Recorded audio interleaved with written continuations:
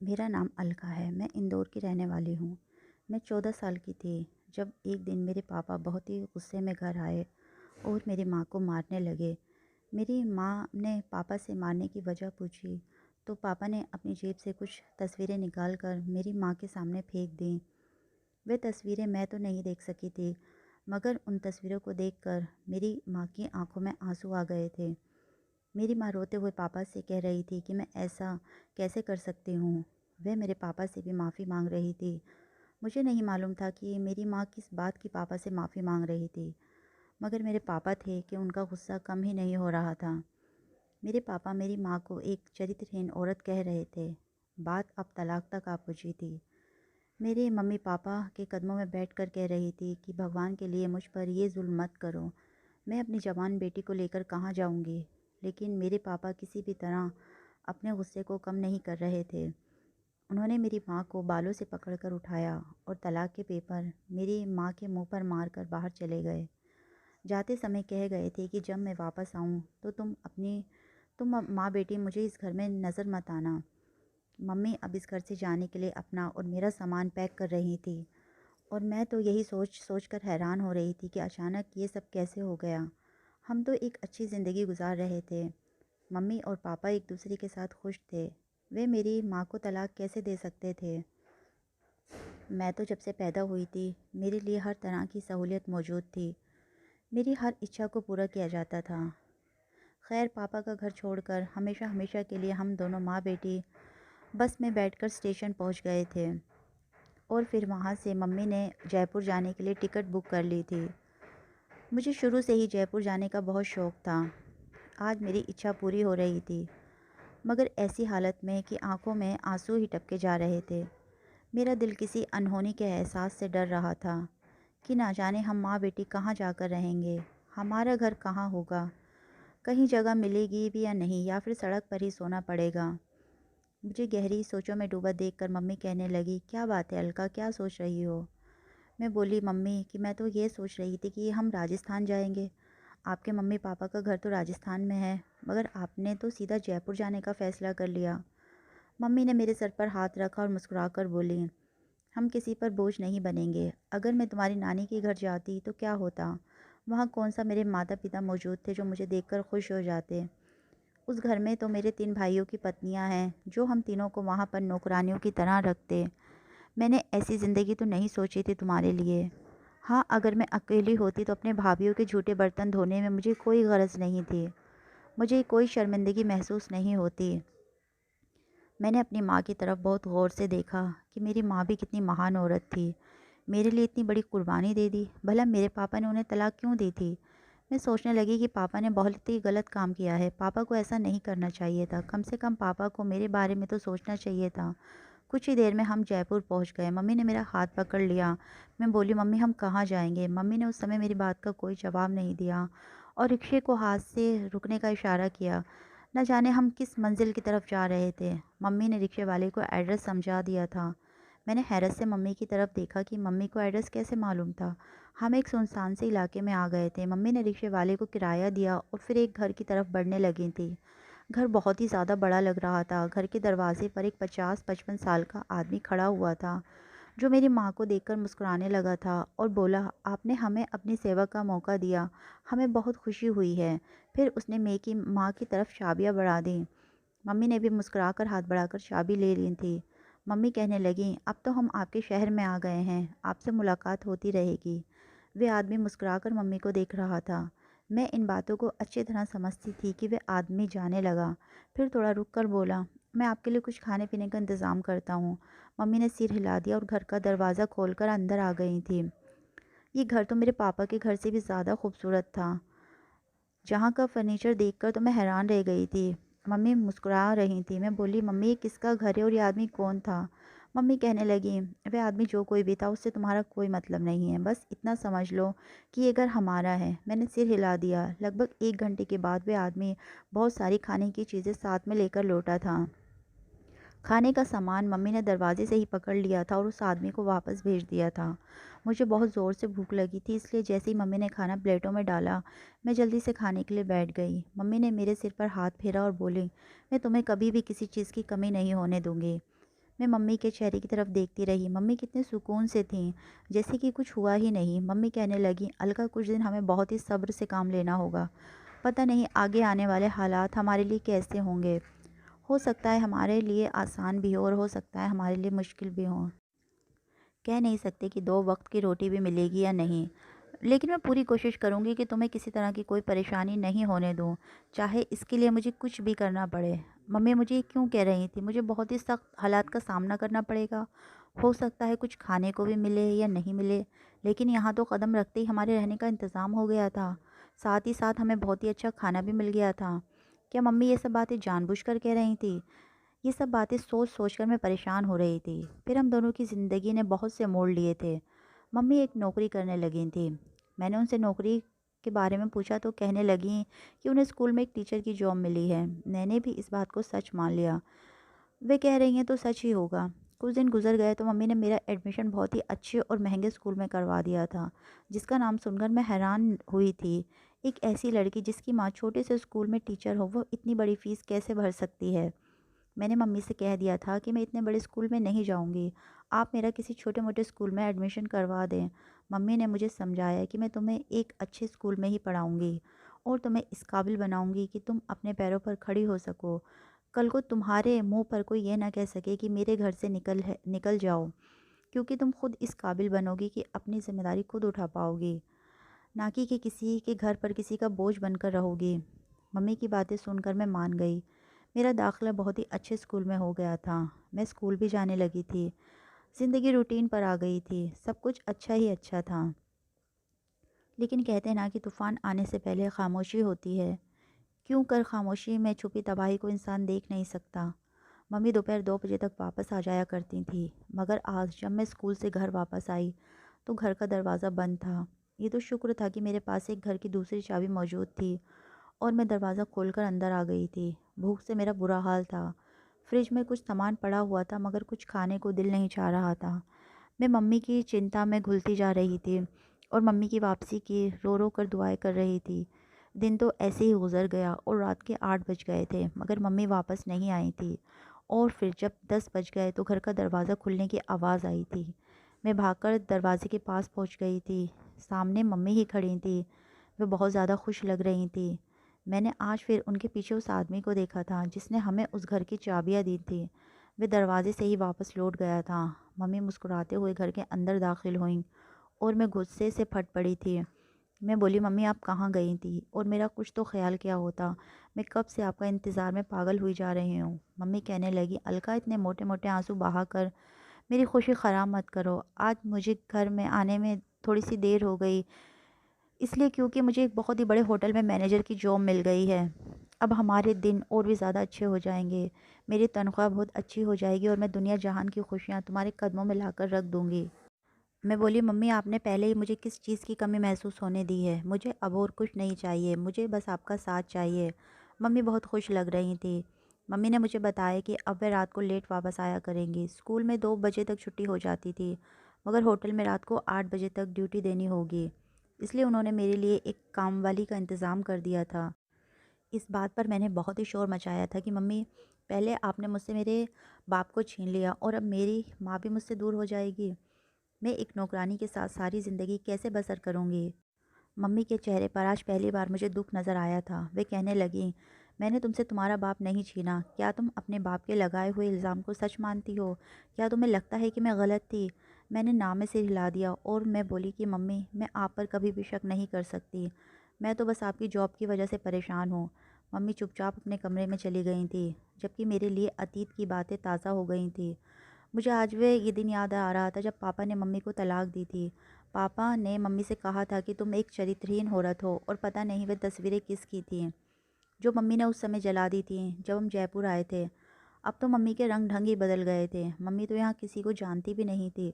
फिर वे कौन था जो हमारे लिए सब कुछ कर रहा था? वे आदमी भला कौन था जो मम्मी के साथ मुझे अक्सर नज़र आता था? अब मैं जवान हो चुकी थी, इसलिए मेरी सोच का पैमाना ही फैलता जा रहा था। दिल में ऐसे ऐसे ख्याल आ रहे थे जिनको सोच कर ही मेरी रूह काँप जाती थी। अब ज़िंदगी का नया इम्तहान शुरू हो गया था। मम्मी बहुत ज़्यादा बिज़ी रहने लगी थी। मेरी 10वीं क्लास के एग्ज़ाम सर पर थे। सिर खुजाने की भी फुर्सत नहीं मिलती थी। कितने ही दिन गुजर जाते थे और मम्मी से बात भी नहीं हो पाती थी। मेरे एग्ज़ाम ख़त्म हुए तो एक दिन मम्मी जब काम से वापस आईं तो बहुत थकी हुई थी। मैं बोली, मम्मी आप ये जॉब छोड़ दें, मेरा आपके बगैर दिल नहीं लगता। तो मम्मी ने मेरा हाथ पकड़ लिया और कहने लगी, अलका तुम्हें पता है क्या, जब दूसरे देशों में बच्चे अपने एग्ज़ाम से फ्री होते हैं तो वे समय गुजारने के लिए छोटी मोटी जॉब करने लगते हैं। इस तरह उनके पास जॉब करने का एक्सपीरियंस भी हो जाता है। अगर तुम्हें यह आइडिया अच्छा लगता है तो बताओ, मैं तुम्हें अपने होटल में जॉब दिलवा दूँगी। मुझे भी मम्मी के साथ होटल में जॉब करने का शौक़ था, इसलिए मैंने भी हाँ बोल दिया और बोली, मम्मी ये तो बहुत ही अच्छी बात है। मेरी मम्मी मेरी बात पर खुश हो गईं और फिर अगले दिन मम्मी ने होटल में जाकर मेरी जॉब के लिए बात कर ली होगी, क्योंकि 2 दिन के बाद ही मैं मम्मी के साथ होटल जाने लगी थी। मम्मी इस होटल में मैनेजर थीं, सब उनका बहुत ही सम्मान करते थे। मेरे पास कोई एक्सपीरियंस नहीं था, इसलिए मुझे वेटर की जॉब मिल गई थी। मैं बहुत मेहनत और ईमानदारी से काम किया करती थी। ज़िंदगी का एक नया पहलू मेरे सामने खुला था। यहाँ पर काम करने वाली बहुत सी लड़कियाँ अपने घर के हालातों की वजह से मजबूर थीं। ऐसी भी लड़कियाँ होटल में मौजूद थीं जो अपना घर चलाने के लिए काम कर रही थीं और घर की सारी जिम्मेदारी उनके ऊपर ही थी। मेरी बहुत सी लड़कियों से दोस्ती हो गई थी। हम सब मिलकर लंच किया करते थे। मम्मी भी मेरे काम से बहुत खुश थीं। वे कहती थी, बेटा मुझे इस बात पर गर्व होता है कि तुम सबके साथ घुल मिल गई हो। तुम्हारा दोस्ताना व्यवहार मुझे बहुत पसंद आया है। तुम कभी किसी पर रौब नहीं जमाती कि तुम एक मैनेजर की बेटी हो। मम्मी की बात सुनकर मैं भी मुस्कुरा देती थी। एक दिन मम्मी मेरे पास आई और कहने लगी, अलका सफाई वाली नहीं आई है और हमें फ़ौरन ही 12 नंबर कमरा साफ़ करना है। तुम उसकी सफाई कर दोगी? मैं किसी और को नहीं कहना चाहती क्योंकि वे रूम बहुत स्पेशल रूम है। मैं बोली कि मम्मी मैं कर दूँगी। मैं जाने लगी तो मम्मी ने मेरा हाथ पकड़कर मुझे रोक लिया और कहने लगी, बेटा इस बारे में किसी को नहीं पता चलना चाहिए कि तुमने रूम साफ़ किया है, क्योंकि इस रूम की सफाई करने वाली जो लड़की है उसकी माँ की तबीयत अचानक ख़राब हो गई है तो वे घर चली गई है। इस रूम के मालिक को किसी और की सफाई पसंद नहीं आती। अगर उसे पता चला कि उसके रूम की सफाई किसी और लड़की ने की है तो वे बवाल मचा देगा। होटल का मालिक बिल्कुल नहीं चाहेगा कि उसका कस्टमर नाराज़ हो। मुझे मम्मी की बातों ने हैरान कर दिया था। मैंने सोचा कि सफाई करने में तो कोई परेशानी नहीं होनी चाहिए, फिर मम्मी ऐसा क्यों कह रही थी। मैंने मम्मी से कमरे की चाबी ली और अंदर चली गई। मैं बड़े आराम से उस कमरे को देख रही थी कि कहाँ से काम शुरू करूँ। तब भी अचानक पूरे कमरे में अंधेरा छा गया और तभी मुझे किसी के मजबूत हाथों की गिरफ्त महसूस हुई थी। वे अपने हाथ मेरे होठों पर रख कर मेरी चीख दबा गया था। फिर मुझ पर कयामत बीत गई थी। खिड़की से आई रोशनी में मैंने उस आदमी का चेहरा देखा था। बड़ी बड़ी मूँछों वाला कोई 40-45 साल का आदमी था। मेरे ऊपर क्या कयामत बीत रही थी, बाहर किसी को कुछ नहीं पता चला था। वह आदमी जिसने मेरी ज़िंदगी बर्बाद कर दी थी, वह अपना काम करके कमरे से निकल गया था और फिर उसके बाद मैं कमरे से बाहर आई। मेरा पूरा शरीर कँपकपा रहा था। मम्मी ने मुझे देखा और मेरा हाथ पकड़कर एक कमरे में ले आईं और बोली, क्या बात है अलका, तुम इतना घबराई हुई क्यों हो? मैंने रोते हुए मम्मी को सारी बात बता दी। मुझे यही लग रहा था कि मम्मी को जब इस बात का पता चलेगा तो वे पूरे होटल को सिर पर उठा लेंगी, सीसीटीवी कैमरे का सारा रिकॉर्ड चेक करेंगी कि आखिर उस कमरे में मुझसे पहले कौन गया था। मेरे मुजरिम को सख्त से सख्त सज़ा दिलवाएंगी। मगर मम्मी ने मेरी बात सुनते ही मेरे मुंह पर हाथ रख दिया और कहने लगीं, अलका तुम्हें मेरे सिर की कसम है, इस बात को किसी के सामने मत लाना। इस बात को भूल जाओ। अगर ये बात खुल गई तो हमारे हाथ सिवाय बदनामी के कुछ नहीं आएगा। हम दोनों बदनाम हो जाएंगे। लोग मुझे इसका कसूरवार नहीं ठहराएंगे, बल्कि तुमसे ही सवाल जवाब करेंगे। तुम घेरे में आ जाओगी। आखिर तुम उस कमरे में क्यों गई थी? मम्मी की बातें सुनकर मैं डर गई थी, इसलिए मैं भी चुप हो गई। मम्मी ने होटल में मेरी तबीयत ख़राब है का बहाना किया और मुझे अपने साथ अस्पताल ले गई थी। उन्होंने मेरा मेडिकल करवाया जिसमें ये बात साबित हो गई थी कि मेरे साथ बहुत बड़ा जुल्म हुआ है। मैं बोली, हमें पुलिस स्टेशन चलना चाहिए। मम्मी कहने लगी, वे तुमसे ऐसे ऐसे सवाल करेंगे कि तुम शर्म से पानी पानी हो जाओगी। बेहतर है कि चुप हो जाओ। हम दोनों माँ बेटी घर आ गए थे। मैं अपने कमरे में चली गई थी और लेट कर अपनी बेबसी के बारे में सोचने लगी थी। मैं कितनी बेबस थी कि मुजरिम को ये सब करने से मैं रोक नहीं पाई। फिर अब मैं उसे सज़ा भी नहीं दिलवा पा रही थी और वह आज़ादी से घूम रहा था। अगर मैं आज आवाज़ उठाती तो वो जेल की सलाखों के पीछे होता। मगर अब मैं क्या करती? मम्मी ने मुझे कह दिया था कि मैं अपने तरीके से इस बात का पता लगा लूँगी। तुम किसी के सामने मुंह मत खोलना, मैं खुद ही मुजरिम को सज़ा दिलवाऊंगी। बस तुम सब्र करो और भगवान से प्रार्थना करो कि मैं तुम्हारे मुजरिम को जल्दी से जल्दी पकड़वा सकूं। मैं भगवान से रो रो कर प्रार्थना कर रही थी कि मेरे मुजरिम को इस बात पर सज़ा मिलनी चाहिए। मैंने मम्मी से कहा कि जब मुजरिम पकड़ा जाए तो उसे मेरे सामने बेनकाब करना, मगर मैं कहाँ जानती थी कि मुजरिम की असलियत जानने के बाद मैं रिश्तों पर से भरोसा करना ही छोड़ दूँगी। एक रात मुझे नींद नहीं आ रही थी, बहुत ज़्यादा बेचैनी हो रही थी। मैंने सोचा कि मम्मी के कमरे में चली जाऊँ और उनसे बातें करूं और उनको बताऊं कि मैं किस तकलीफ़ से गुज़र रही हूं। इसलिए मैं मम्मी की कमरे की तरफ बढ़ गई थी। मैं दरवाजे तक पहुंची तो मुझे अंदर से मर्दाना आवाज़ सुनाई दी थी। मेरे बढ़ते हुए कदम अचानक से रुक गए थे। फिर मम्मी के कमरे से मर्दाना आवाज़ आना बंद हो गई थी। मैंने अंदर जाकर देखा तो सांस लेना भी भूल गई थी। मेरे तो होश उड़ गए थे। कमरे में कोई नहीं बल्कि वही मर्द मौजूद था जिसने मेरी ज़ात की धज्जियाँ उड़ा दी थी, और साथ में वह आदमी भी था जिसने पहले दिन उस घर की चाबी मम्मा के हाथ में रखी थी। और फिर उसके बाद तो वे बहुत सारे मौके पर मुझे मम्मी के आसपास भी नज़र आया था। मैंने झटके से मम्मी के कमरे का दरवाज़ा खोला और अंदर दाखिल हो गई थी। जब उन तीनों की नज़र मुझ पर पड़ी तो वे घबरा गए थे। मैं अपने मुजरिम के सामने खड़ी हो गई थी। मैंने उसको गिरेबान से पकड़ लिया और फिर उसके मुंह पर थप्पड़ों की बारिश कर दी थी। मैं चीख कर बोली कि तुमने मेरे साथ ये सब क्यों किया था? मैंने तुम्हारा क्या बिगाड़ा था? वे दूसरा आदमी मेरे मुजरिम को मारता हुआ गिरेबान से पकड़कर बाहर ले आया था, जबकि मैं और मम्मी कमरे में ही रह गए थे। मम्मी मुझसे नज़रें चुरा रही थी।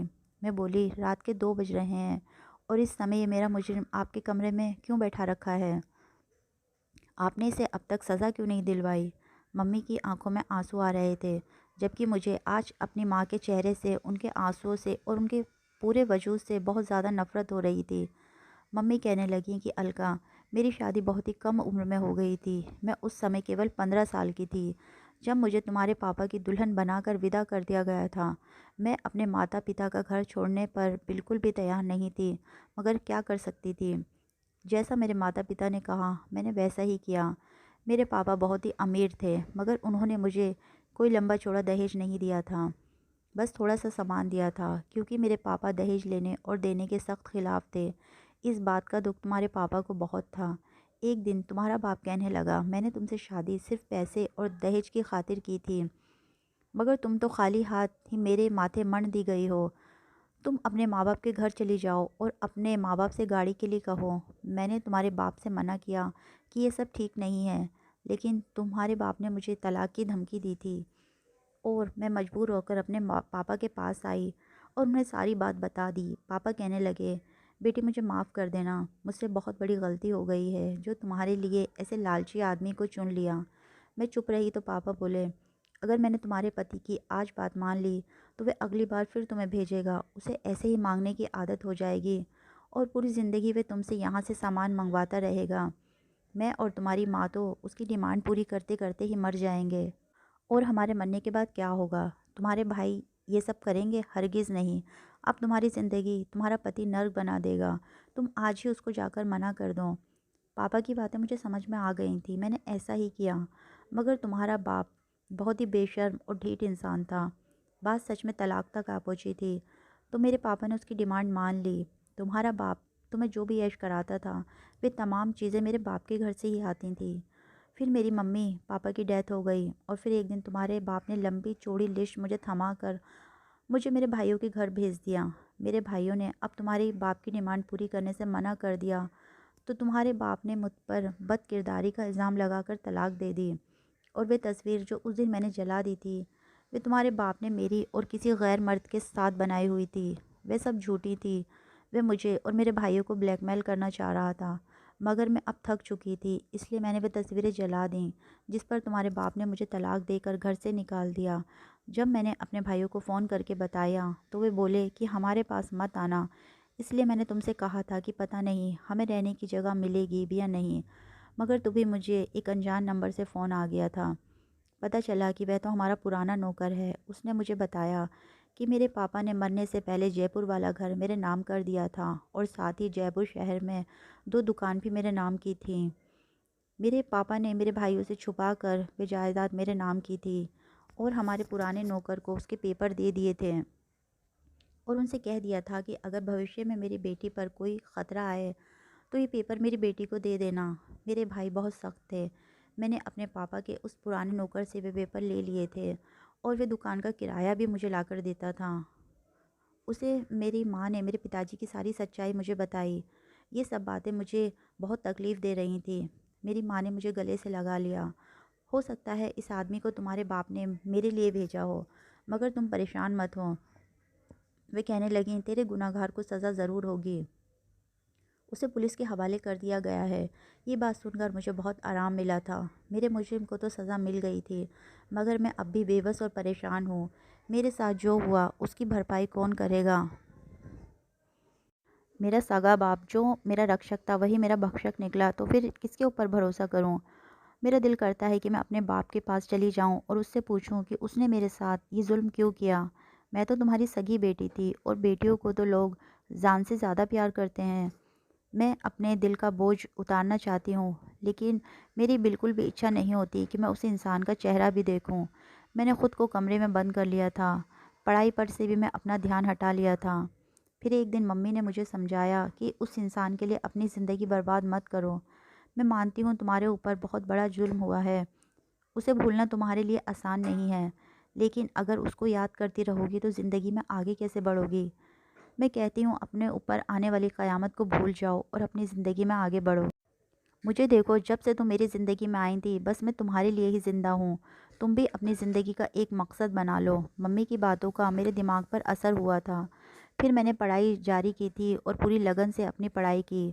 आज मैं एक कामयाब वकील हूँ। मेरे पास लड़कियों के ऊपर जुर्म के जो भी मामले आते हैं उन्हें मैं पूरी मेहनत और लगन से लेती हूँ। उनकी फ़ीस भी नहीं लेती हूँ। लड़कियों को पूरा इंसाफ दिलाती हूँ। उनके मुजरिमों को सज़ा दिलवाती हूँ। मेरे नाना के वही पुराने नौकर शंभू अंकल जो अब तक मम्मी का सहारा बने थे, उन्होंने अपने बेटे के लिए मेरा हाथ मांग लिया।